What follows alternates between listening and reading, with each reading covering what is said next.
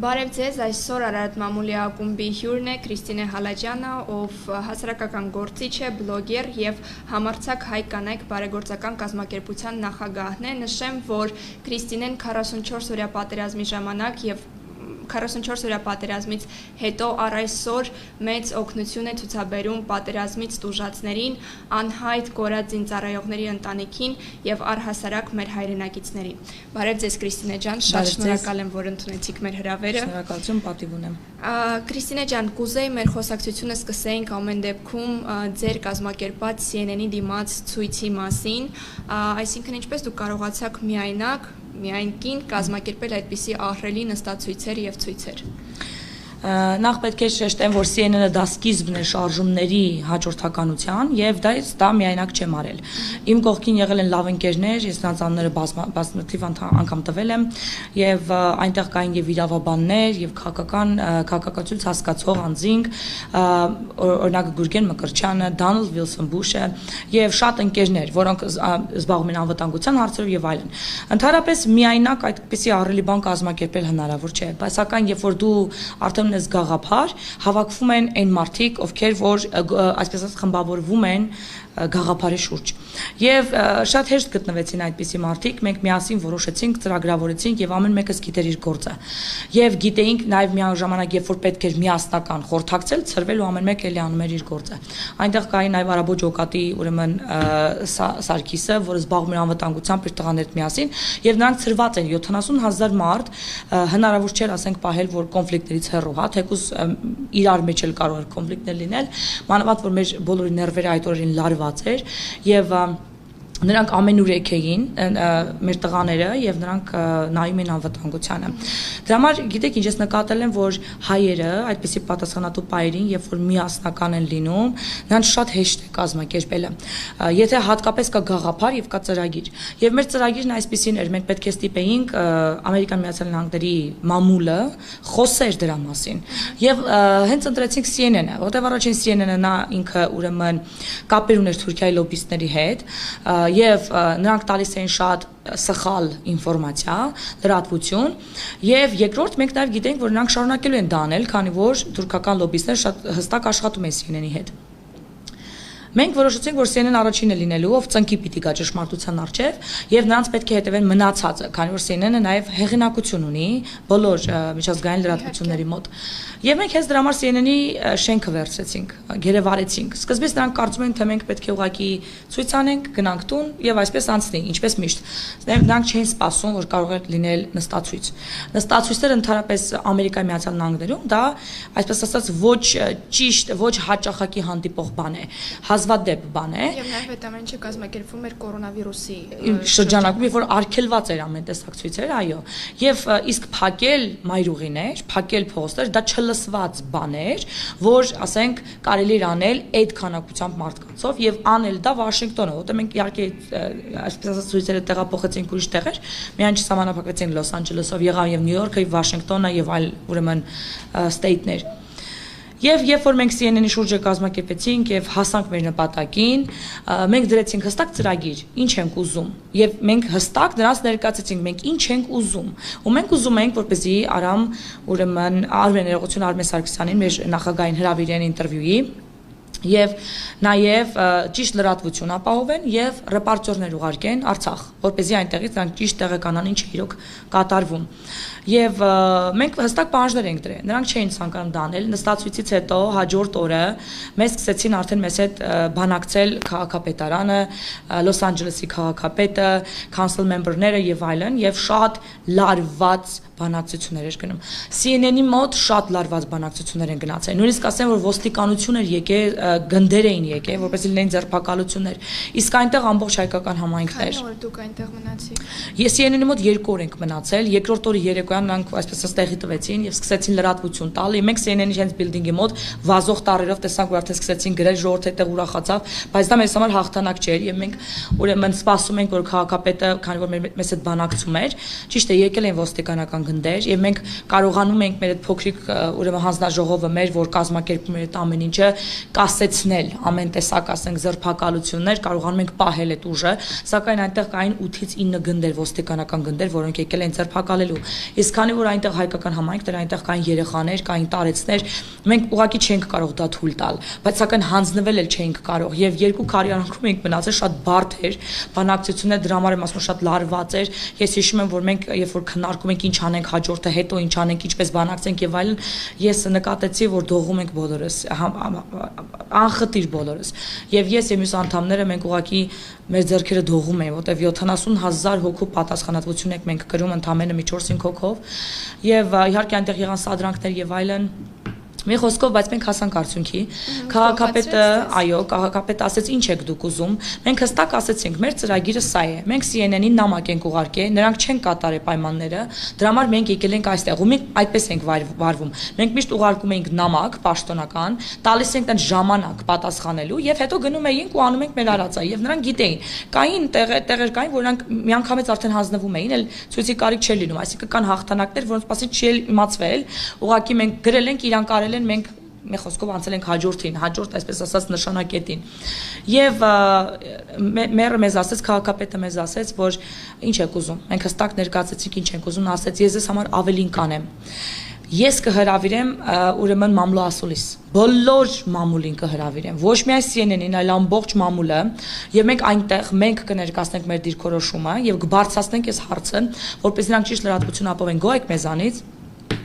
Մենք չենք հավատում, ասում ենք թվիտ արա, որ տենանք համոզվենք եւ այլն։ Հետո համոզվեցինք, որ այդպես էլ կար, նա այսպես ուրեմն հանձնվեց։ Հաջորդ օրը եղավ այդ կոնֆերենցիան, այդ մամլո ասուլիսը, դուք երևի տեղյակ եք դրա մասին, ամբողջ աշխարհը ցույց տվեց Արցախի ուրեմն մասկաներով, սա այդ հաղթանակն էր, որ կատարվեց CNN-ի մոտ։ Դրանից հետո տեղ ունեցավ Արմեն ուրեմն Սարգսյանի ուրեմն հարցազրույցը, որը էլի CNN միջազգային լրատվության հարթակում կատարվեց, եւ սա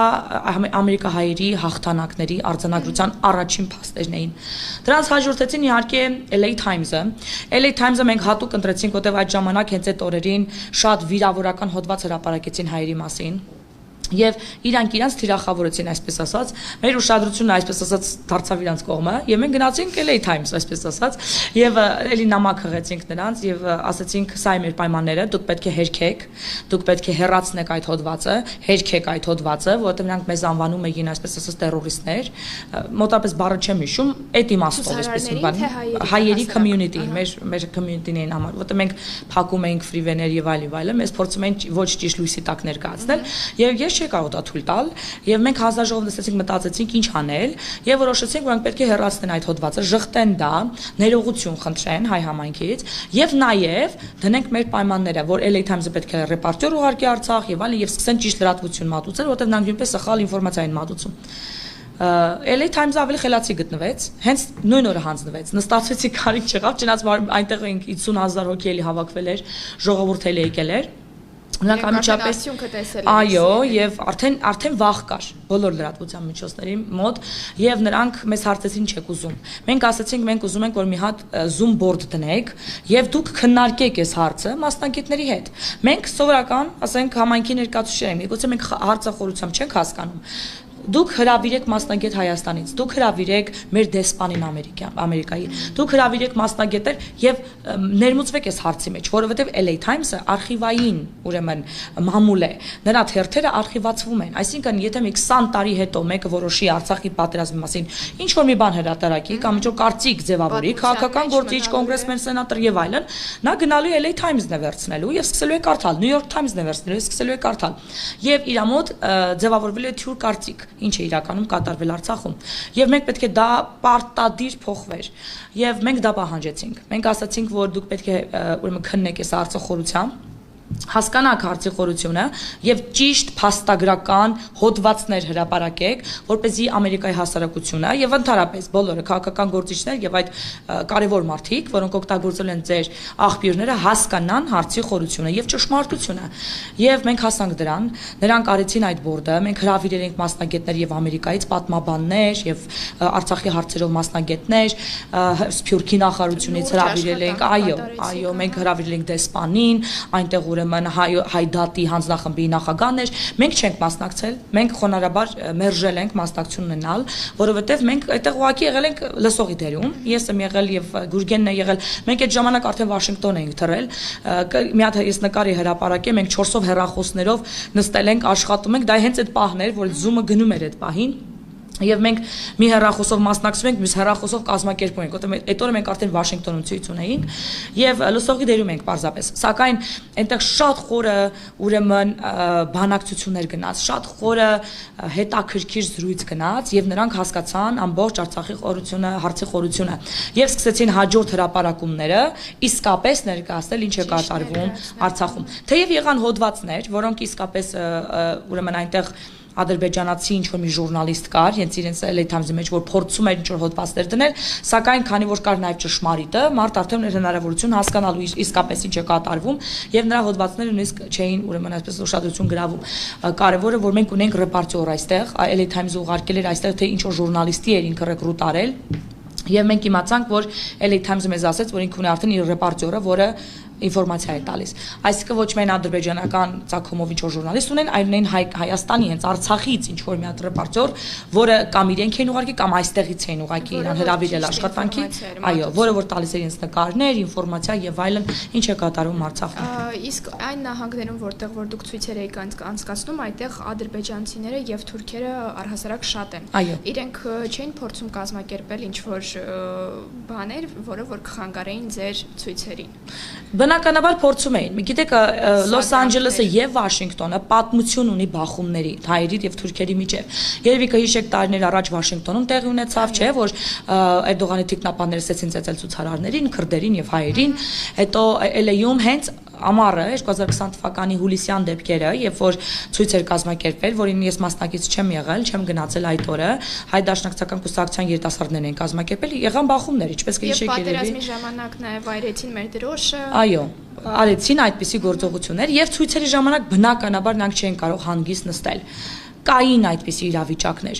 Ուրեմն CNN-ի ժամանակ Պակիստանի terroristական դրոշով մեկ անց փորձեց քշել ժողովրդի վրա, ավտոմեքենան քշեցին ժողովրդի վրա։ Բայց իհարկե պարազդացվեց նրան շատ շուտ, արագ մեր տղաների կողմից, բայց ինչն էր հարցը, որ մեր ժողովուրդը շատ սառը ուրեմն վերաբերմունք էր պահում։ Պանիկայի չէր ընկնում, չէր խառնվում, ու բոլորը համարձակ կանգնած էին, որ մեկը փորձվի ստեղ գա, էլի այդ վիճակներ։ Եվ ուրեմն պարալիզացվեցին նրան եւ հանձնեցին ոստիկանությանը։ Եղել են գիշերային նստացույցի ժամանակ սա դրանքներ, որ ադրբեջանցիները փորձել են ուրեմն ներս մտնել, ներս քնած մարդկանց միջով անցնել, նկարել, սադրել, ինչ-որ հոդվածներ հրապարակել եւ այլն, կամ մեր ցույցից մի քիչ այն կողմ գտնվող հայկական ուրեմն ռեստորանի վրա ինչ-որ գրել սպրեյներով ինչ-որ բաներ գրել եւ այլն։ Եղել են սադրանքներ, քշել են մարդկանց վրա, վիճաբանություն են հրահրել, վրացիների դրոշներով, վրացի ներկայացող, բայց կասկածում եմ, որ նրանք վրացիներ են եղել։ Էլի CNN-ի օրը եկան գիշերը, դա այն օրներ, երբ որ Վրաստանի սահմանը ուրեմն փակեր հումանիտար համար, այո։ Եվ նրանք եկան, դրոշներով կանգնեցին, կարծես սադրում են, որովհետև գիտեն, որ հայկական համայնքը լարված է այդ իրադրությունից,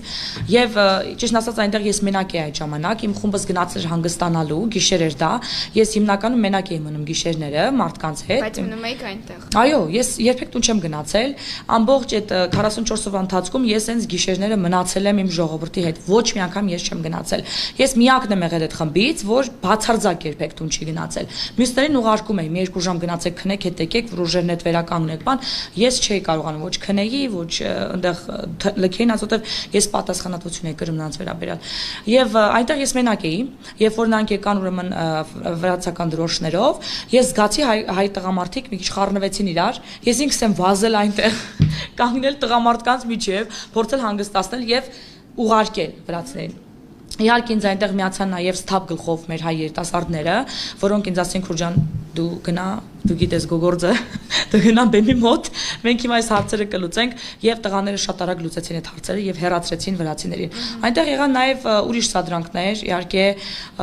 LA այդպիսի բան չէր տեսել եւ բնականաբար դա շոկ էր նաև Լոս Անջելեսի բնակչության համար եւ եղան ուրեմն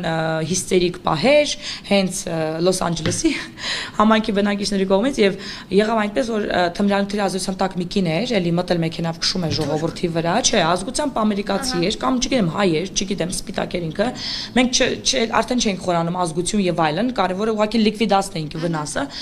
եւ այնքան վտանգավոր պահ էր, որ ես ինքս պարկել եմ կապոտի վրա։ Այդ ժամանակ մեքենա որ քշել է, ես ինքս կանգնել եմ ու ասել եմ չես քշելու ու պարկել եմ կապոտի վրա, որ այնտեղ հետո տղաները ժողովրդի իջացրեց, իրան ճանապարհեցին քաղցր խոսալով հետը եւ այլն։ Եղել են այդպիսի պահեր, շատ պահեր են եղել եւ բնականաբար Վաշինգտոնում նույնպես։ Քանի որ Վաշինգտոնը համարվում է ինչպես Գլենդելը, ասենք Գլենդելում եթե մեծամասնությունը հայեր են, Վաշինգտոնում մեծամասնությունը թուրքեր են։ Եվ երբ որ ես առաջարկեցի գնալ Վաշինգտոն, հենց սկզբից մինչև CNN-ը, շատ մարդիկ մեր համայնքից հրաժարվեցին, նույնիսկ տղամարդիկ, որ պետք չի ընդհարումների գնալ, եւ այլն, մենք գիտենք այնտեղ ինչ են կատարվում եւ այլն։ Ու ես պնդում եմ, ասում եմ, եթե մենք շատով գնանք, մեզ չեն կարող ընդհարումներով վախացնել։ Եկեք պարզապես շատ մարդով գնանք, ճիշտ կազմակերպենք եւ այլն։ Դե սկզբից դա անհնար էր, բայց երբ որ տեսանք, որ ժողովուրդը միասնական կանգնած է, մենք հասկացանք, որ դա հնարավոր է եւ հրավիրեցինք, այսպես ասած, Վաշինգտոն գնալ բոլորս միասին եւ բոլոր ստեյթներից միացան մեզ ավտոերթերով եւ այլն։ Այնպեսի մի բան կատարվեց Վաշինգտոնում, որ երբեք չի եղել։ Ոչ մի առիթով Վաշինգտոնում այդպեսի ցույցեր չի եղել, ոչ ցեղասպանության առիթով, ոչ այլ առիթով, որ հազարներով մարդիկ գան տարբեր նահանգներից միավորվեն Վաշինգտոնում եւ լինեն այդ երթերը։ Եվ դրա համար Վաշինգտոնում մի քիչ այլ բնույթի էին, այնտեղ համարվում է կառավարական հող եւ բնականաբար փակել ճանապարհները շատ դժվար է, սակայն մեզ հաջողվեց դա անել։ Մենք խորամանկ ձևով դա արեցինք։ Մեզ ասացին, որ դուք չեք կարող ճանապարհները փակել, ու ինձ մոտեցավ FBI շիֆը մեծը եւ ասեց դու ոտքը դրեցիր մայթից ներքև, դու գնալու ես։ Ծմա։ Դե տեսնենք ասեց ու գնաց, ես էլ ասեցի ինչպես կարելի է անել ինչ որ ծրագրել ենք, բայց առանց ձերբակալությունների մտածեցի հնարամիտ մի եղանակ գտա։ Ժողովրդին ասացի ժողովուրդ ջան, եկեք ոտքով գնանք Wilson Bridge, ասացի կարելի է քայլերթ անել, բա ասած քաղցրով, բա կարող եք քայլերթ, բայց միայն մայթով, ասի իհարկե բնականաբար միայն մայթով։ Մենք խնդրում եմ էսկորտի մեքենաներով ոստիկանական եկեք մեզ պաշտպանեք, որ հանկարծ ժողովուրդը դե չքշեն իրանց վրա բան։ Կանչեցին ոստիկանական մեքենաներ, եկան շարժվեցին ոստիկանական մեքենաները, ու մենք մայթով սկզբից շարժվում ենք։ Ես լայվով, որ լայվ եմ անում, ասում եմ հիմա իջնում ենք փողոց։ Ու սենց կամած մենք սկսեցինք իջնել փողոց։ Ինձ մոտացավ ասեց, ես ասել եմ մայթով, ես էլ ասի գիտեք մեգաֆոն չունեմ, մեգաֆոն սպայել էի ռյուկզակից մեջ։ Ասի մեգաֆոն չունեմ, ինձ չեն լսում, չեմ կարող էլ իրանց ասեմ բարձացեք։ Եվ մենք սկսեցինք փողոցով քայլել։ Եվ իրանք ստիպած եղան իրանք փակեն փողոցները, որպեսզի մեր վրա Այսինքն ոստիկանությունը արդյունքում ձեզ աջակցում է։ Այո, արդյունքում ոստիկանությունը ինքը փակեց փողոցները մեզ համար եւ մենք արդյունքում պարալիզացեցինք քաղաքը, ինչ որ մեզ անհրաժեշտ էր, որն էր նպատակը, որպեսզի պարալիզացվեր եւ ժողովուրդ հարցեր ինչ է կատարվում եւ լրատվությունը գար ու նկարեր թե ինչ է կատարվում, ինչու են այսքան տրաֆիկներ Վաշինգտոն, որ այդպիսի բան չի լինում այնտեղ, ամենաշատ այնտեղ ցուցակով է ամեն ինչ, եւ ուրեմն իսկապես բոլորը խոսում են։ Հաջորդ օրը մենք կաֆեում նստած սուրճ ենք խմում եւ տեսնում ենք բոլորը երեք տեսակ ինչ էր կատարվում, երեք բոլորը դա էին խոսում, ժուրնալները բացում, թերթերը բացում եւ նայում թե ինչ են խոսում, ինչ է կատարվել։ Ու մենք հասկացանք, որ մենք Վաշինգտոնում հասանք մեր նպատակին եւ լրատվությունը եւ մամուլը խոսեց դրա մասին։ Այդ միասնությունից հետո ինչպես Սփյուռքում նաեւ Հայաստանում ժողովուրդը շատ միասնական էր, այսօր պատերազմից հետո ամեն ինչ գլխի վայր է շուռ եկել, կա ատելության մթնոլորտ, կա վիրավորանքներ, կան շատ խառը մթնոլորտ։ Ինչպես այսօր ձեզ կարելի է վերականգնել եւ կրկին լինել այդպիսի միասնական եւ պայքարել ինչ որ ընդհանուր նպատակի համար։ Շատ բարդ հարց է, մենք հայկական խառնվածքով մի քիչ կրակոտ ժողովուրդ ենք եւ ցավալի է իհարկե արձանագրելը, որ մենք միավորվում ենք միայն դժբախտության ժամանակ, երբ որ ազգային ցավ ունենք, մենք միշտ ուրեմն միավորվում ենք ազգային ցավի շուրջ։ Մենք կարծում եմ պետք է ուղղակի փոխվենք մեր արժեհամակարգը։ Գիտեք, ամեն տեղ, եւ Հայաստանի մեջ, եւ Արցախում, եւ Սփյուռքի բոլոր համայնքներում կան ուժեր, որոնց նպատակը պառակտելն է ամբողջ ժողովրդին, որպեսզի չլինի միասնություն։ Կան հետաքրքրված ուժեր, թե ինչի համար են դրանք անում, իրենք կիմանան պատճառները, կարող է քաղաքական է, կարող է հասարակական է, կարող է ուրեմն ամեն ինչ կառավարելու մոլուցքն է, որ երբ որ միասնական են կորցնում են իրանք կառավարումը, ինչպես տեսանք պատերազմի օրին Լոս Անջելեսում, այո, շատ կազմակերպություններ, շատ կուսակցություններ, իրանք չունեն կառավարություն այդ ամբողջի վրա, եւ այդ ամեն ինչը կառավարվում էր ընդհանրապես անհատ անձինք, ոչինչ չներկայացնող, կազմակերպություն չներկայացնող, ոչ կուսակցական, ուրեմն մարդիկ, ինչպեսին ես ասեմ, եւ բնականաբար դա իրենց կառավարման հարթակից դուրս էր եւ իրանց մոտ դա առաջացնում էր շոկային վիճակ։ Եվ կան ուժեր, որոնք իսկապես ուրեմն չեն ուզում, որ մեր համայնքները, մեր ժողովուրդը միավորված լինի։ Մենք գիտենք, որ հայերին կարելի հաղթել միայն նրանց պառակտելով, եւ բնականաբար գիտենք, որ հետաքրքրված են դրա մեջ նաեւ միջազգային ուժերը, որոնց կարող են լրտեսների միջոցով ազդել, որպեսզի չմիավորվի Սփյուռքը, չմիավորվի Հայաստանը եւ միշտ լինեն այսպիսի խոչընդոտներ, այսպիսի կռիվներ, վիրավորանքներ, որպեսզի չլինի միասնականություն, որտեղ այդտեղ է մեր հաղթանակը միասնականության մեջ։ Եվ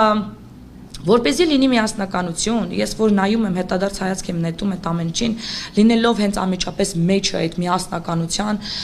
ես հասկանում եմ, որ մենք ուղղակի մեր սեփական եսը պետք է կողքի դնենք։ Այնպես չէր, որ պատերազմի ընթացքում բոլորս այնտեղ միասնական ենք։ Այդ ուժերը նաև այնտեղ էին աշխատում։ Լինում էին բամբասանքներ, այդ օրերին ին վրա էլի վիդեոներ հանեցին, ինձ էլի զրպարտեցին, Աստված գիտի թե ինչու։ Ես միայն ասել եմ, ես ձեզ ներում եմ, եկեք միացեք մեզ մեր կողքին կանգնեք։ Խնդիր չկա, եկեք բոլորս միասին անենք։ Դուք ուզում եք սա անեք, խնդիր չկա, եկեք բոլորս միասին անենք։ Եվ բեմից իմ բոլոր ուրեմն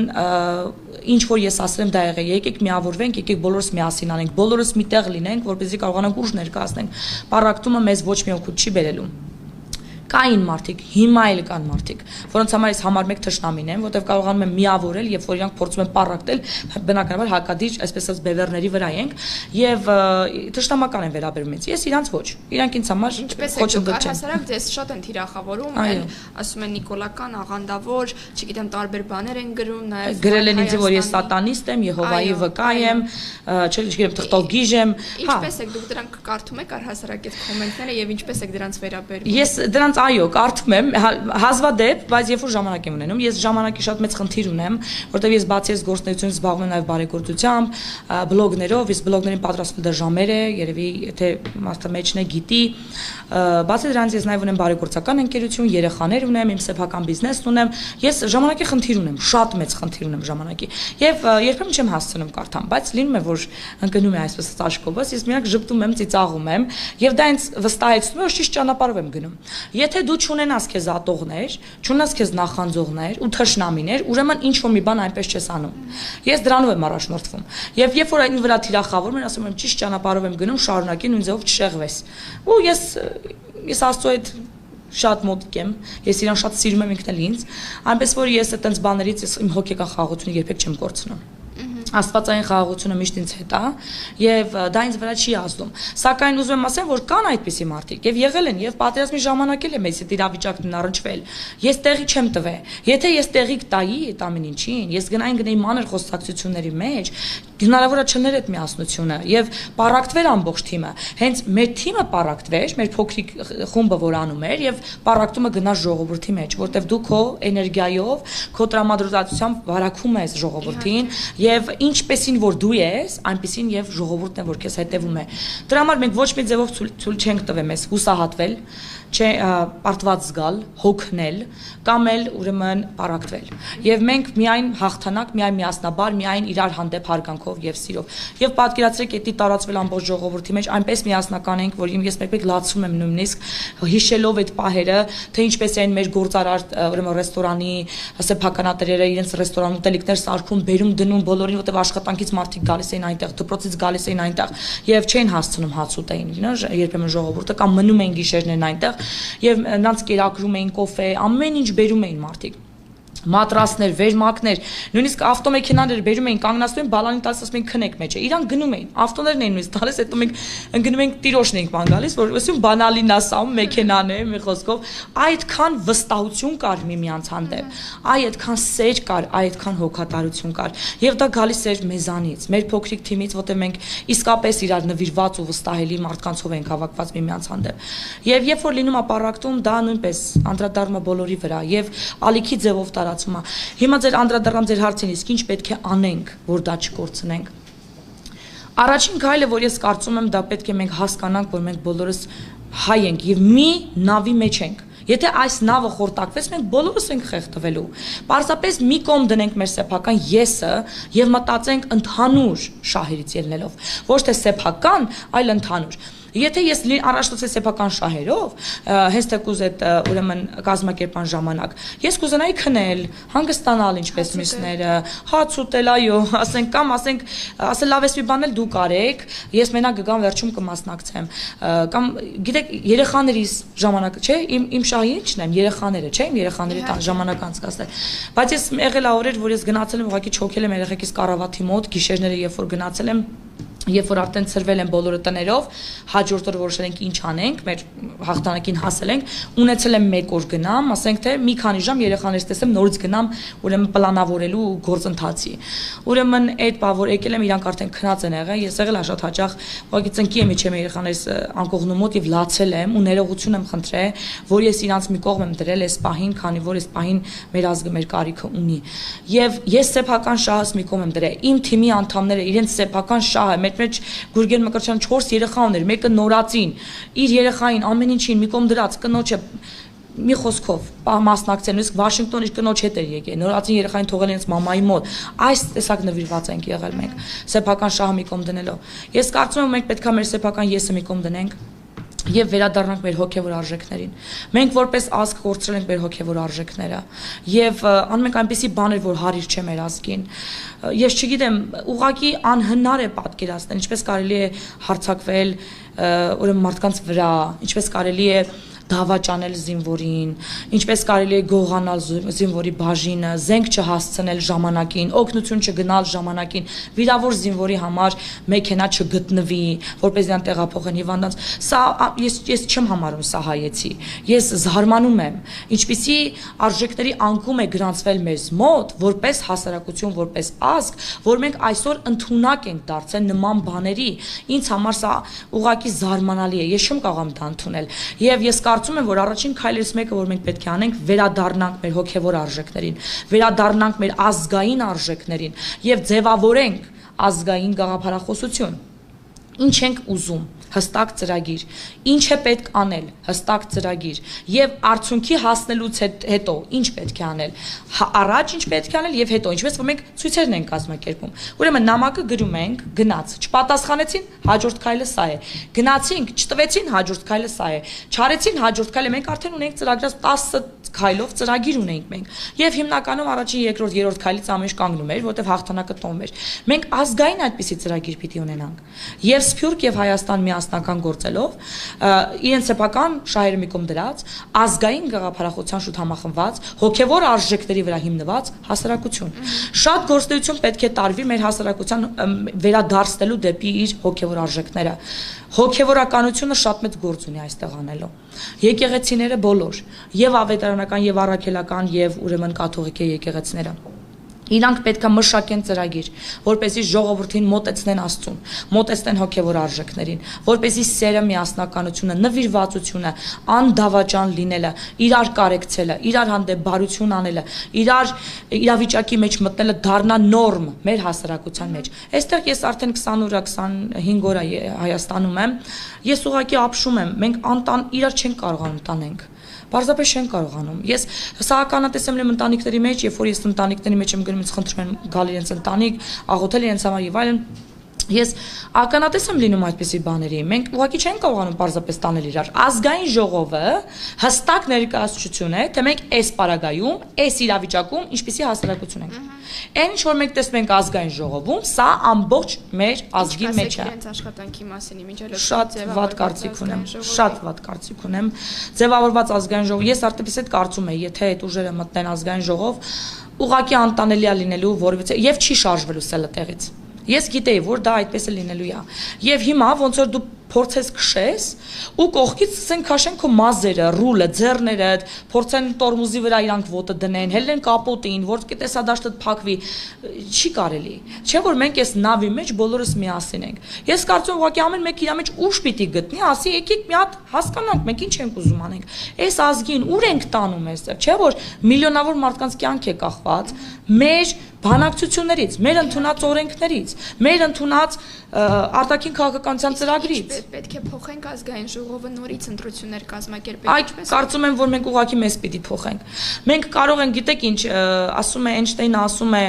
անել նույն բանը եւ սпасել տարբեր արդյունքների, դա գիտության գագաթնակետն է։ Եվ այդպես էլ կա, մենք չենք կարող այս նույն մարդկանցով թազա ազգային ժողով ստեղծել եւ սпасել ուրիշ արդյունքների։ Արդյունքը լինելու է նույնը։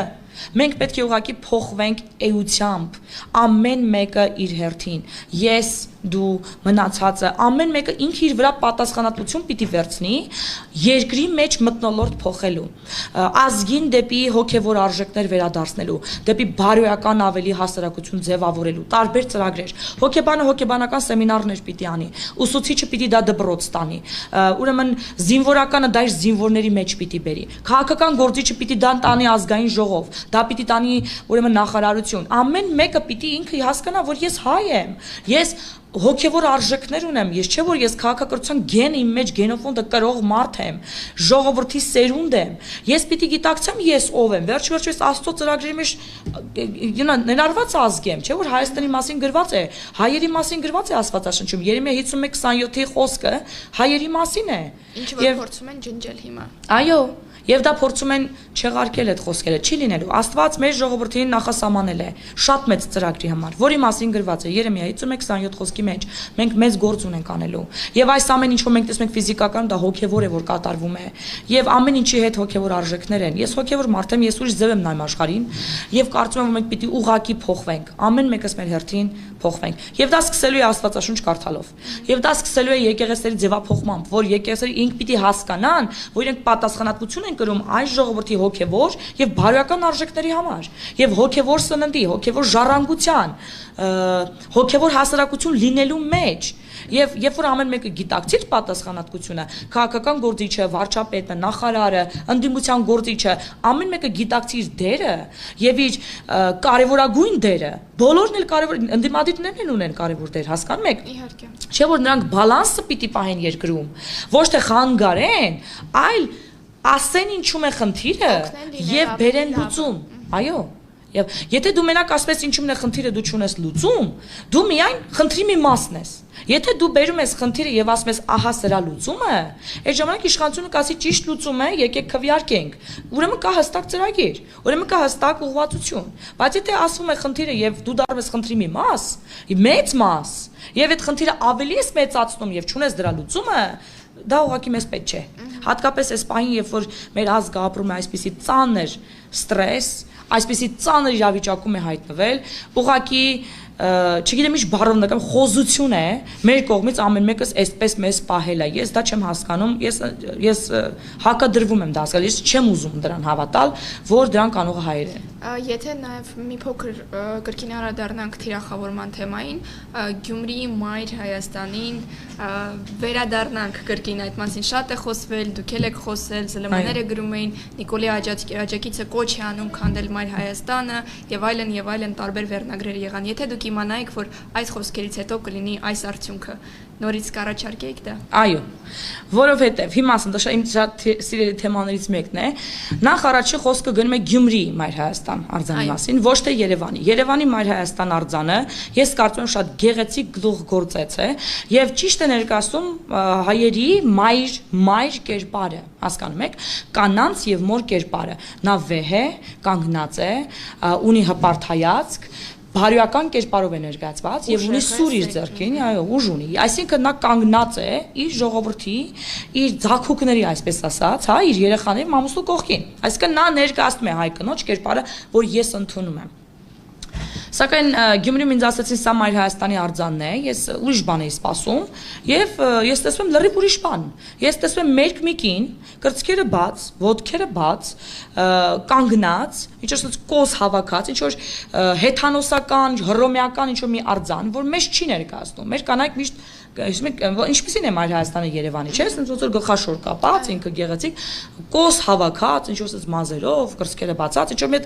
հունահռոմեական ինչ որ մի արձան, մերկ։ Ես ասից ժխտում եմ, ես չեմ ընդունում, որ սա հայ կանանց հավաքական կերպարն է։ Սա չի ներկայացնում մայր Հայաստանը։ Իսկ հետևից առավել եւս կոս, բայց այսպես ցցված ինչ որ մի բան, հետևից նայում ես ինչ որ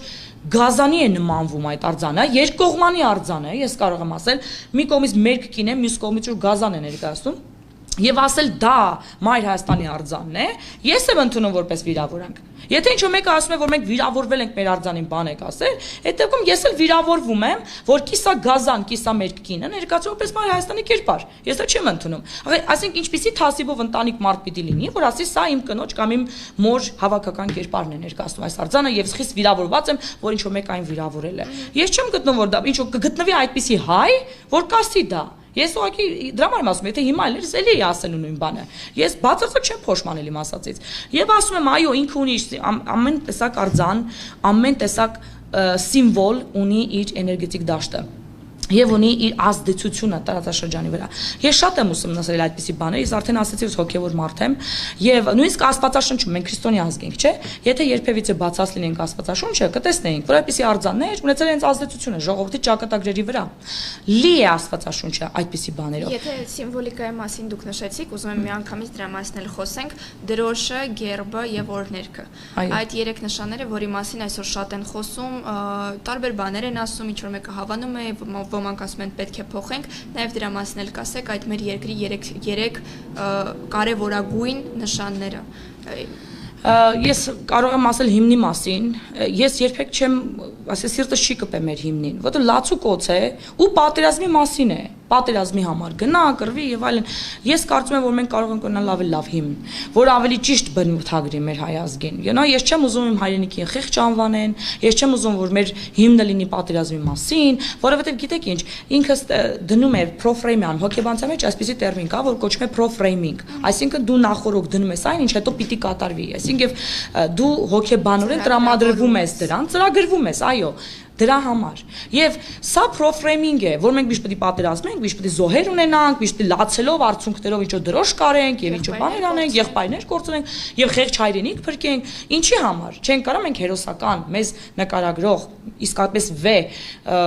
մշակութային, մտածող, ստեղծագործող ժողովրդական ինչ-որ մի հատ հիմն ունենանք։ Այո, սիմվոլիկան շատ կարևոր է։ Եվ այս առումով էլ շատ բնավ պատահական չէ, որ Շիրակի մարզը, որ ունի այս սիմվոլիկան, որը ինձ բացատրեցին, ես ավելի ասացի, առավել եւս պիտի խոսամ սրա մասին, որովհետեւ եթե ասեցին դա ֆրանսիական հեղափոխության ազատագրության սիմվոլն է այդ մեր կինը, ինչ կապ ունի դա հայ ազգի հետ։ Որտեղ մնաց հայկական մշակույթը, եթե հայ մշակույթն են վիրավորել, ինչ կապ ունի ֆրանսիական ազատագրության սիմվոլը եւ հայ մշակույթը։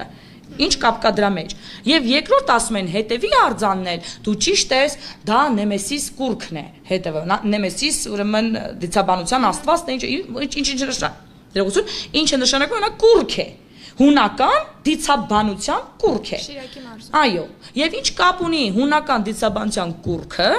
ուրեմն հայ քրիստոնյա ազգի հետ։ Ես այն ուզում հասկանամ։ Ասենք այդ արձանի մեջ որ պահներ հայկական, որ ես վիրավորել եմ, ֆրանսիական ազատագրության սիմվոլ մեր կինը, թե հունական դիցաբանության կուրքը։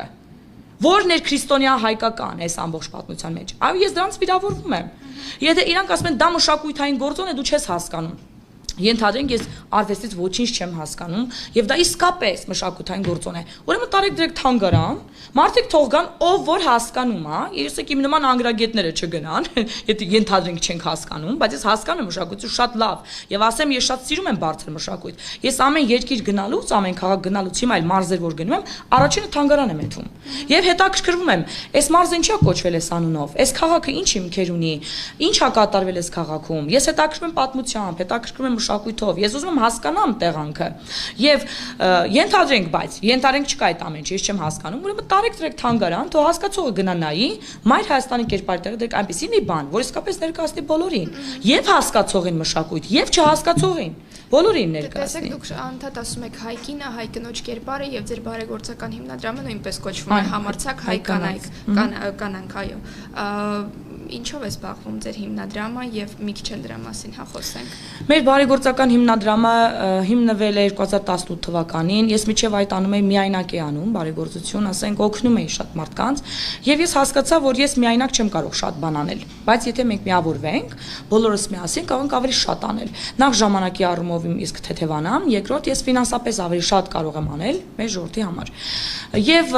ասեմ, որ իմ բարեգործական ընկերությունը ոչ մի դրամավակի չմասնակցեց պատերազմի ընթացքում, որովհետև ես չէի կարողանում մասնակցել եւ չէի կարող ուրեմն մոնիտոր անել, ուր է գնում գումարները, եւ ես չեմ արել։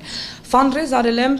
այլ կազմակերպությունների համար կամ այլ անձանց համար, հիմնականում համահայկական հիմնադրամի համար են կազմակերպել բոլոր ցույցերի ժամանակ, ես միշտ հայտարարել եմ եւ դրամահավաքը արել են նրանց ներկայացուցիչները ժողովրդի մեջ։ Այսինքն զբաղվել եմ էլի այդ գործարքներով, բայց անձամբ ոնց որ ասած չի, բերել եմ ուրիշ կազմակերպություններ։ Սակայն մենք մեր թիմով նաեւ միջև $600,000 ֆանդրեզ արեցին, որը չդուբլվեց, ոնց որ դաբլ էինք անում այդ ժամանակ տարբեր կազմակերպություններ ամերիկյան կրկնապատկում էին, քանի որ գումարը շատ մեծ էր, ոչ մեկ ռիսկ չարեց կրկնապատել, դե չէ լինելու $1,200,000, որը մենք նախատեսել էինք միլիոնից ավել հավաքել։ Եվ զբաղվել ենք դրամ։ Իմ բարեգործական ընկերությունը 2018 թվականին զբաղվել է երեխաների հարցով։ Մենք եկել ենք սահմանամերձ գյուղեր, հիմնական Տաուշի մարզ եւ տվել ենք նրանց դպրոցական պարագաներ, ուրեմն պայուսակներ եւ այլն։ Հաջորդ տարի մենք խաղահրապարակներ ենք կառուցել էլի երեխաների համար եւ 2020 թվականից այս պատերազմից հետո իմ բարեգործական ընկերությունը զբաղվում է զինվորների հարցերով, նրանց կանանց հարցերով։ Կան ընտանիքներ, որտեղ զինվորներին, ասենք, ինչ որ օգնություն ցուցաբերում են, բայց չէ որ ընտանիքները նույնպես անցնում են բավական մեծ ստրեսների միջով, եւ կանայք եւ մայրերը ենթարկվում են այդպիսի ստրեսների, եւ մենք ուզում ենք նաեւ շեշտ դնել նրանց վրա։ Նաեւ օգնում ենք զինվորներին, ասենք մեր զինվոր տղաները, որ վերադարձել են, մենք նրանց օգնում ենք հիմա ծրի ծրագրավորման կուրսեր մասնակցել։ Մենք ունենք ծրագիր զինվորների համար, այո, եւ նաեւ նրանց քույրերի, կանանց եւ այլն մենք փորձում ենք նաև բոլորին օգնել, որտեղ IT ոլորտը շատ կարիք ունի դրան։ Մեր թիմը նաև աշխատում է դրոնների հետ կապված տարբեր ուրեմն ծրագրերի շրջանակում, մենք կապեր ունենք, ծանոթացնում ենք, միավորում ենք մարդկանց, այդպիսի միջնորդական գործունեություն ենք այսպես ասած անում։ Ես ու իմ ընկերներից մեկը, ոչ թե մեր թիմը ամբողջական, այլ իմ ընկերներից մեկը, եւ մենք նաև տեսնում ենք որտեղ է խնդիրը, ինչպես այն պետք է լուծվի, առաջարկում ենք ինչ որ մարդկանց հետ, ովքեր որ այսպես ասած կարևոր մարդիկ են այդ ծրագրերի մեջ, մենք իրանց կապում ենք իրար հետ եւ այլն։ Եվ հասկանում ենք, որ IT ոլորտում մեզ շատ օգնություն է պետք։ Եվ կան զինվորներ, ովքեր որ ունեն առողջական խնդիրներ, հանգիստ կարող են աշխատել ծրագրավորողներ եւ կարող են բավական լավ գումարներ վաստակել դրա համար եւ շարունակել լիակատար կյանքով ապրել, ոչ մի բանի առանց ոչ մի բանի կարիք ունենալու։ Եվ մենք փորձում ենք օգնել նրանց այդ հարցում։ Կան ուսանողներ մեր մոտ հիմա, որոնք առաջին կուրս ավարտել են, մենք նրանց երկրորդ կուրսն ենք վճարում արդեն։ Եթե նրանք ուզում են շարունակեն սովորել ավելի բարձր ոլորտների մասնագիտություններ, մենք օգնում ենք նրանց նաև այդտեղ։ Եվ մոտավորապես արդեն չեմ անում, երևի մի 70-ից ավել ուսանողների մենք օգնել ենք, սոլջերների, զինվորների, ինչպես նաև նրանց կանանց, նաև կանանց հարցում, քանի որ նրանք մի քիչ ծրագրավորումից շատերը հեռու են, մենք ֆինանսավորել ենք վարսահարդարներ, կուրսերի կամ պարագաներն ենք արել, կամ եւ այլն, կամ մենեջմենտի հարցերում եւ այլն, մենք նրանց օգնում ենք այդտեղ։ Նաև ֆինանսական աջակցություն սկզբի համար, որտեղ հասկացանք, որ մենք զինվորների ընտանիքները իսկապես կարիքի մեջ են, նրանցից շատերը թողել են տները, եկել են Երևան, ասենք անհետ կորածների ընտանիքները փնտրտուքով են զավակների հոգեբանորեն նրանք ի վիճակի չեն աշխատելու, շատ ծանր վիճակում են գտնվում, ասեմ, որ վիրավորների զոհվածներից ավելի ծանր գտնում են անհետ կորածների ընտանիքները եւ շատ դժվար է նրանց հետ աշխատելը։ Մենք համագործակցում ենք հոգեբանների հետ այստեղ Հայաստանում, որ ունեն խմբեր, որոնք մենք խնդրում ենք, տալիս ենք տվյալները, ուղարկում ենք նրանց այդ թիմը այնտեղ հոգեբանական օգնություն ցույց տալու համար եւ այլն։ Հիմնականում այսպես ընդհանրացված սա է մեր գործունեությունը, բայց մենք ունենք շատ ծրագրեր, որի շուրջ աշխատում ենք այսօր։ Եթե վերադառնանք պատերազմին, պատերազմական գործողություններին, պատերազմի ավարտվելուն պես այդ գիշերը, երբ ստորագրվեց եռակողմ հայտարարությունը, անհայտ անձինք մտան ազգային ժողով, կոտրեցին, փշրեցին, ջարդեցին ազգային ժողովը, դրանից հետո հրապարակում դաժան ծեծի ենթարկվեց այժմյա ՀՀ ագնախարար Արարատ Միրզոյանը եւ ըստ ձեզ այդ ամենը ինչ որ քաղաքական ենթատեքստ ուներ, թե ուղղակի ժողովուրդը շատ վրդովված էր եւ նրանք չգիտեին թե ինչ կարող են անել եւ ինչպես տանեն այդ ստորագրված փաստաթուղթը։ Դուք ասացիք անհայտ անձինք, կարծում եմ բոլորս համար հայտնի էին այդ անձինք, եթե նույնիսկ իրենց ձեռքով չէին անում, մենք հասկացել ենք, որ շատերը տաք շագանակները միամիտների ձեռքով են վերցնում մեր երկրում, ցավալի է իհարկե, որ կան մարդիկ, որոնք գրում են այդ ծուղակի մեջ եւ հետո առնչվում են հիասթափության այդ պատին են դեմ առնում, վատ է իհարկե, եւ շատ ցավում եմ այն տղայի համար, կարծեմ ինքնասպան եղավ, չէ՞ նրանցից ինչ որ մեկը ցավոք, ցավակցում եմ ընտանիքին իհարկե, միամիտ այդպիսի տաքարյուն երիտասարդները գնում են այդ ցանցի մեջ եւ նրանց օգտագործում են հայտնի ուժեր։ Նաեւ ավելացնեմ, գողացվեց Մարտիրոս Սարյանի նկարը ազգային ժողովից եւ հետո ձերբակալված անձինք մինչ այսօր կան տեսանյութեր, որտեղ իրենք ներողություն են խնդրում իրենց գործողությունների։ Եվ ասում են, որ հարբած վիճակում են եղել։ Դե ասում եմ, էլի շատ դժբախտություն է սա մեր ազգի համար, որ կարողանում են այդպիսի, ինչպես ասեմ, միամիտներին, թե չգիտեմ, անուշադիրներին գցել այդ ցանցի մեջ եւ օգտագործել նրանց այդպիսի բաների համար։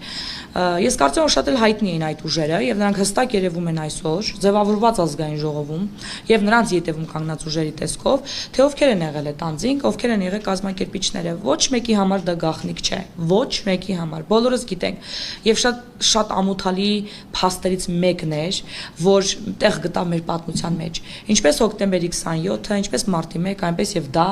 ամոթալի այն փաստերից մեկն է, որ ցավոք արձանագրվեց մեր պատմության մեջ։ Ցավալի է սա։ Եվ ես, երբ որ պայմանագիրը ստորագրվեց, ես շոկ էի ապրում։ Ահավոր շոկի մեջ էի ես, բայց ավելի շոկ ապրեցի ես այդ իրավիճակներից։ Եվ ես տեսավողերց ունեմ այդ ժամանակ, որ ասում եմ, ո՞րն է դրա մեջ հայկականը։ Ինչ է սա նշանակում։ Ո՞ր պահն է սրա, այս տերորիստական այս հարձակումը, այս ասենք թե սպանեցիք վարչապետին եւ ազգային ժողովի նախագահին։ Ենթադրենք ստացվեց։ Ինչ էր դա փոխելու։ Ինչ էր դա փոխելու։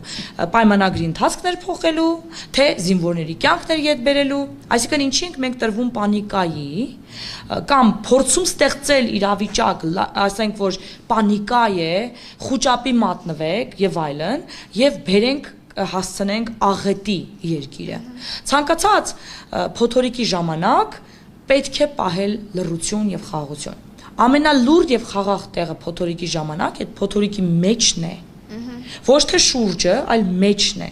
Եվ եթե դու կարողանում ես փոթորիկի այդ մեջ գտնել այդ խաղաղությունը, դու կարող ես հաղթահարել փոթորիկը եւ անվնաս դուրս գալ այնտեղից։ Դրա համար շատ անհրաժեշտ է, որ մենք գիտակցենք նման բաներ եւ ցանկացած փոթորիկային իրավիճակում փնտրենք այդ խաղաղությունը, միասնականությունը եւ սերը, որով մենք կարող ենք միավորվել եւ դուրս գալ այդ իրավիճակից անվնաս եւ շահույթով։ Եվ ասել, որ ժողովուրդը շատ վատ իրավիճակի մեջ էր, ստրեսի մեջ էր, այո, բոլորն էին այդպես։ Ես էլ եմ եղել այդ իրավիճակի մեջ։ Սակայն իմ մտքով չի անցել, որ կարելի է դուրս գալ եւ ինչ-որ բան ջարդել, կամ ինչ-որ մեկի գլուխը ջարդել, կամ եթե ես ինչ-որ ցավ եմ ապրում իմ մեջ, չի նշանակում պետք է ցավացնեմ ինչ-որ մյուսին, որպեսզի մեղմանա իմ ցավը։ Սա հայկական չէ, սա քրիստոնեական արժեք չէ։ Սա տերորիստական, բնորոշ ինչ-որ մի երկրի արաբական ինչ-որ մի երկրի, հասկանում եք, մերը չէ սա։ Մենք արյունին արյունով չենք, սենց հանելով չենք հանգստանում, մենք ուրիշ ազգ ենք, մենք ավելի խելացի ազգ ենք, իմաստուն ազգ ենք, միավորված, ստեղծագործող։ Մենք կարող ենք ամեն իրավիճակից լուծում գտնել։ Մենք ունենք շատ փայլուն ստեղծագործական միտք։ Շատ կրեատիվ ազգ ենք մենք։ Եվ ամեն իրավիճակից մենք այնքան հմուտ դիվանագիտորեն կարող ենք դուրս գալ։ Իզուր չի, որ հայերը միշտ եղել են ամենալավ բանակ առևտուր անողները, բանակցողները եւ ունեցել են մեծ ուժ ժամանակին, որտեղ մենք իմաստուն ազգ ենք։ Ինչի համար եւ ցեղասպանվել են։ Այո, որտեղ մենք Թուրքիայում շատ մեծ ուժ ենք մեզանց ներկայացրել, քաղաքական առումով եւ բժշկության մեջ եւ ուսուցչության մեջ ամենուրեք։ Եվ ցավալի է, որ մենք չենք կարողանում օգտագործել մեր առավելությունները եւ ուզում ենք ինչ-որ ազգից վերցնել ինչ-որ մի բան, որ մեզ հարիր չէ, որ մեզ բնորոշ չէ։ Եվ ցավոք դա ամոթալի էջերից մեկն էր եւ ես ցավով եմ նայել այդ ամենը եւ արտահայտել եմ իմ ցասումը, իմ զայրույթը, որ սրա մեջ հայկական ոչինչ չկա, սթափվեք եւ սա չէ լուծումը այս պահին եւ այլն։ Կարծում եմ ձեր հարցը պատասխանեցի։ Այո, իհարկե։ Եթե վերադառնանք դուք Սփյուռքի վառ ներկայացուցիչ եք եւ մենք խոսեցինք այն մասին, որ Հայաստանի հայությունը, Սփյուռքահայությունը պիտի միասին լինեն, ինչը որ մենք տեսնում ենք տարեց տարի, մենք տեսնում ենք, որ մենք միասնական ենք, բայց ել ավելի միասնական, ել ավելի արդյունավետ աշխատելու համար ինչ կարելի անել, ինչպես մենք պիտի գործենք։ Առաջին հերթին պետք է մոռանալ Սփյուռքի նախարարություն կամ Սփյուռքի հանձնաժողով գաղափարը։ Սփյուռքը չի կարող ներկայացնել անձինք, որոնք ապրում են Հայաստանում եւ ինտեգրված են հայաստանյան կյանքի մեջ։ Սփյուռքը չի պետք է քաղաքականացվի, բացարձակ։ Սփյուռքը պետք է մնա նյութրալ, բնական իր ձևով։ Սփյուռքը չպետք է կախված լինի Հայաստանի քաղաքականությունից, որտեղ Հայաստանի քաղաքականությունը պարակտում է Սփյուռքը։ Սփյուռքը պետք է լինի ինքը իրանով ուժ, միասնական, տարբեր համայնքների մեջ ինքը ունի արդեն այդ տարբերությունը, հա, եւ նույնիսկ մեր համայնքում կան տարբերություն իրանահայերի միջև, բերութայերի միջև, հայաստանցի հայերի միջև, շուտ գնացած, նոր գնացած, հոգեբանական տարբեր ոլորտներ են սրանք։ Ուրեմն առաջին հերթին պետք է շատ խորը ուսումնասիրել սփյուռք հասկացողությունը։ Սփյուռքը դա մի ատոմային ռումբ է, որ ունի միայն հայազգը։ Նույնիսկ Իսրայելի սփյուռքը, որ ամենամոտն է հայկական սփյուռքին, չունի այն ներուժը, ինչ որ ունի հայկական սփյուռքը։ Եվ պատերազմի օրերին սա հստակ երևացել է։ Եվ պատերազմի օրերին ուրիշ երկրներ, ինչպես Ամերիկայի Միացյալ Նահանգներն են, Եվրոպան, Ռուսաստանը, սա հասկացել են։ Սա հասկացել են։ Եվ իզուր չի, որ Ադրբեջանը արդեն տարիներ շարունակ ստեղծում է արհեստական սփյուռք։ Այո։ Բայց մենք ունենք բնականը։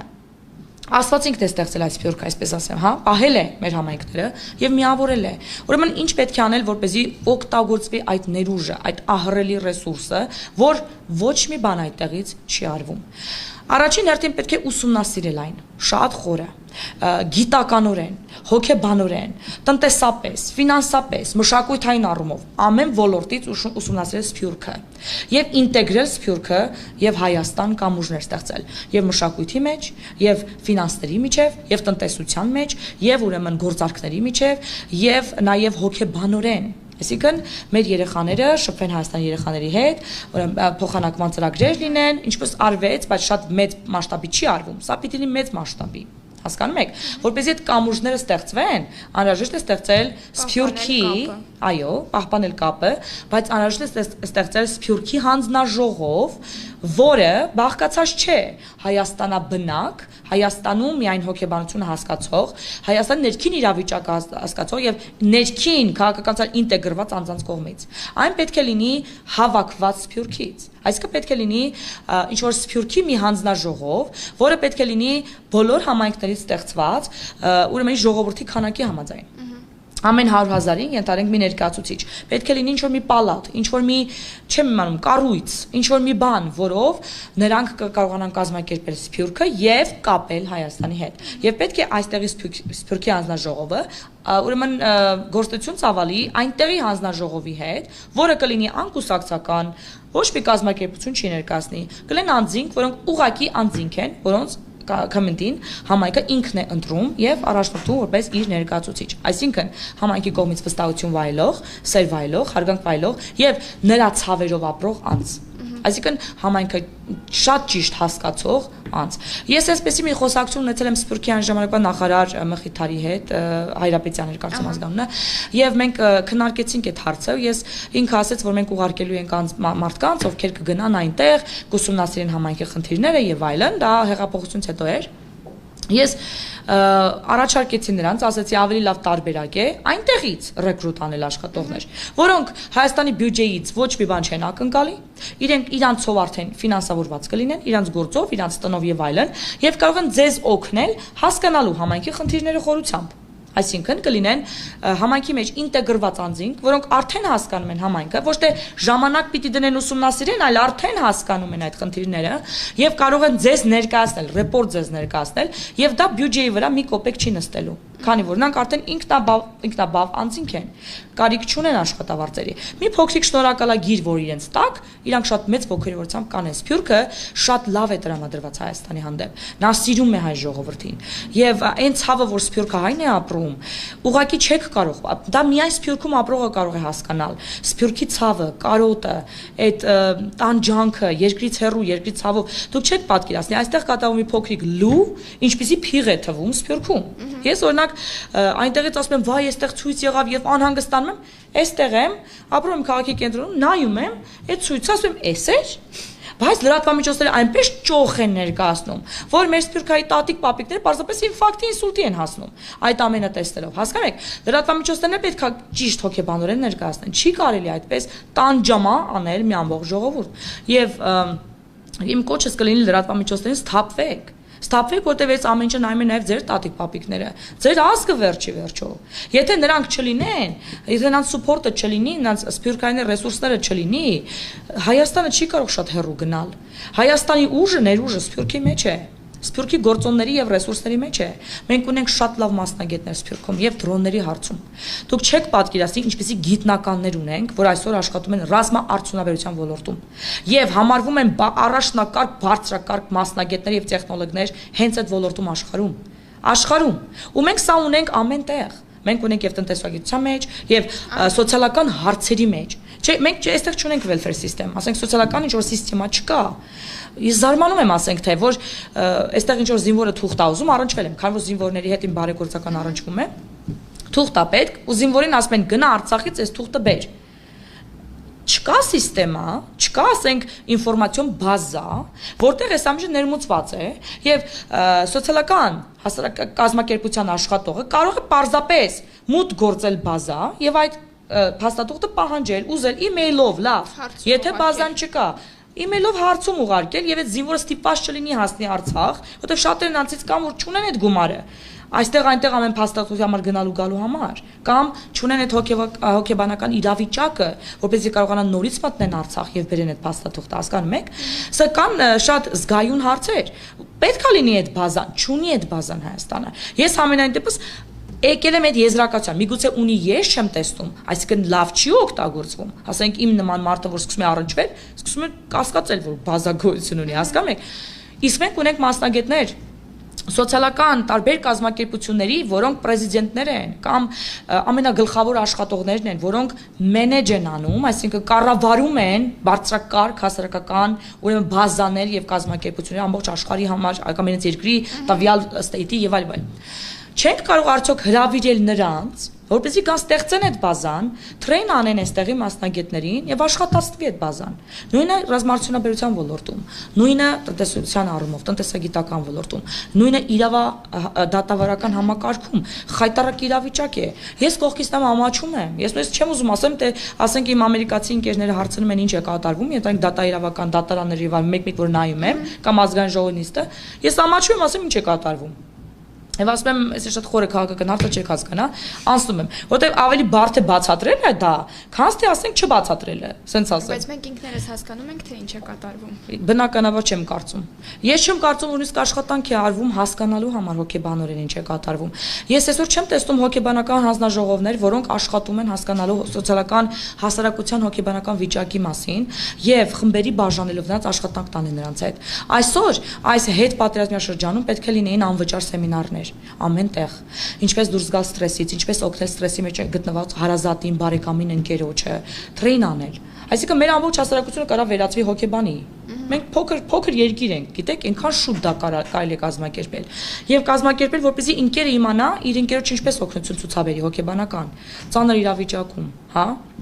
Կամ մայրը, կամ որդին իր մորը, որը զավակ է կորցրել, որը հարազատ է կորցրել եւ այլն, որպեսզի մենք ունենանք տարական հոգեբանական գիտելիքներ որպես հասարակություն այս թողուբոհների մեջ հանգիստ անցնելու համար, խաղաղություն առանց կորցնելու անցնելու համար։ Եվ չունենք, չեմ տեսնում ես այդպիսի ծրագիր, չի կատարվում նման բան։ Եվ եթե եզրափակենք մեր զրույցը, այսօր մարդիկ կան, ովքեր որ գտել են իրենց մեջ պատասխանը, թե ինչու ամեն ինչ այսպես դասավորվեց, պատերազմի արդյունքները ինչու այսպեսին եղան, մարդիկ կան, որ դեռ չեն գտել այդ պատասխանը, դուք ձեր համար, ձեր մեջ, ձեր ներսում գտել եք այդ պատասխանը, թե ինչու այսպես եղավ։ Ես կարծում եմ, որ պատերազմի ինչու այսպես եղավ հարցը շատ խորը հարց է եւ մտածելու դեռ շատ բան ունենք մանավանդ որ մենք ամբողջը չգիտենք եւ չեմ կարծում որ կիմանանք էլ մոտակա մի 20 տարին որտեւ այդպիսի բաները ռազմական գաղտնիք են հիմնականում միշտ չի որ ամեն ինչ պիտի հասարակությունը իմանա պաշտպանելու հասարակությանը հենց հոգեբանորեն եւ ես կարծում եմ որ 20 տարի հետո շատ ավելի մանրամասն վերլուծություններ կարելի անել այսօրվա դրությամբ ես հանգում եմ իմ զրակացության որ մենք բավականին հայասեր չենք Մենք իրար բավականին չափ չենք սիրում։ Մենք հեռացել ենք մեր հոգևոր արժեքներից։ Մենք հեռացել ենք մեր ազգը համախմբելու եւ իրար սիրելու տարբեր տեսակ ուրեմն հնարավորություններից։ Մենք հայտնվել ենք արտաքին քաղաքականության այնպիսի մի փոթորիկի մեջ, որ եթե չկարողանանք շուստրի լինենք, խորամանկ լինենք, դիվանագետ լինենք ու խորագետ լինենք, նաև իմաստուն, մենք չենք կարող դուրս գալ այս իրավիճակից։ Կամ բաներ, որոնք մարդկային գործոնից բարձր են։ Օրինակ, մենք գիտենք, որ Արցախի պատերազմը հաղթեցին դրոններով։ Այսօր ամբողջ աշխարհի